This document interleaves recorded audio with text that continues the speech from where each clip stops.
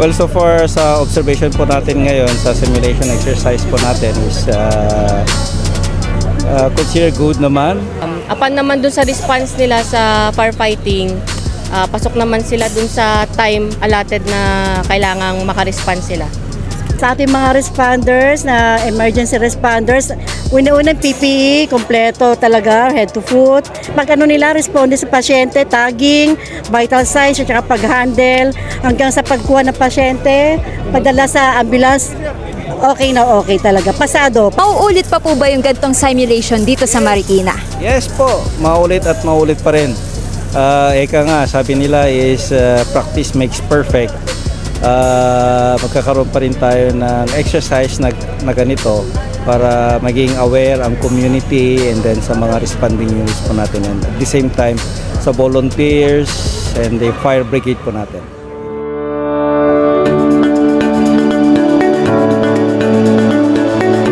Po yung mga training na natatanggap nyo po bilang volunteer na firefighter po? Actually, nakatanggap kami ng training with BFP, the COC kung tawagin natin, is malaking bagay. Ano po yung madalas na challenge nyo po as fire volunteer po sa area nyo? Actually, madalas nating challenge lagi is yung mga kasabay natin sa kalye. Kailangan natin mag-ingat. Then, yung mga residente natin sa Marikina na nasusunugan, alam naman natin mataas yung emotions. Maganda yung naging experience. Yan yung yun yung isa sa pinakamagandang nangyari. Kasi actually yung mga team ko rin na excite kanina kung ano yung mga possible na pwede daw gawin, ano daw yung unang nilang gagawin. Sabi ko, ayun nga, since ka-touch daw natin, ano tayo, report kagad tayo sa incident command post para malaman nila na dito tayo. Then, kuha na tayo ng patient kung masakala mamigyan boys. Okay naman sa communication, walang problema, maayos at saka mabilis na natatanggap yung mga tawag po. Actually, si San Roque Fire and Rescue Unit, naatasan kami para sa mag-supply lang dun sa mga first, second, third responder natin sa fire scene. Nasunod naman yung instruction ni Bureau, yung tama at saka yung disiplina.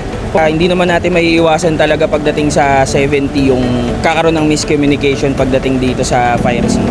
Do kasi halos lahat gusto makatulong, pero sa nakita ko naman dito sa Marikina, pagka nagkaroon ng 70 tayo dito, hindi katulad sa ibang lugar na magulo. Dito talaga well disciplined, sumusunod sa instruction ng Bureau. Ano po yung naging role nyo po dito po sa fire simulation po natin? Bali po sa po ng pulis natin, kayo po yung task sa security po ng ng mga community natin. Bali po kanina po kasi sinobserbahan namin may mga ususera, which means nagkaan din sila sa mga bagay na nasunog o sa bahay nila. Kaya po sinabihan po namin sila na lumayo po sila sa mismong area na pinangyarihan po ng sunog para at least po hindi na po madama yung Security na rin to avoid yung mga possible looting incident sa area. Ito po kayo nakapaghanda po sa simulation na to and na maia-apply nyo din po in real life scenario po? Bali po, meron po sa amin yung programa ng PNP, yung 5 minutes response time, na kung sakaling may tawag po, kailangan po makapag-respond po kaagad. Siyempre yung briefing ng mga personnel na madi-deploy para alam nila kung ano yung mga responsibilities nila. Sa tingin nyo po, mabilis po ba yung naging response po ng mga fire volunteers po natin sa sunog? Ay opo, mabilis. Hindi pa nga po naubos yung bahay na napatay agad po yung apoy. Maganda yung ganitong yung tinatawag na practice by exercise para sa kabutihan natin lahat-lahat. Para tayo po ay makasave ng buhay ng isang tao po. Hindi lang yan po ma'am, para sa kabutihan ng bayan.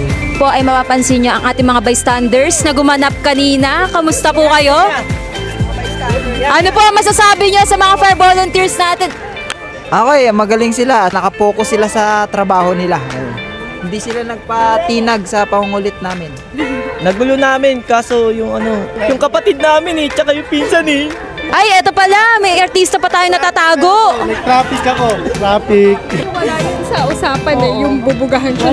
Wala sa script yung mababasa ako. Ay, seryosong interview.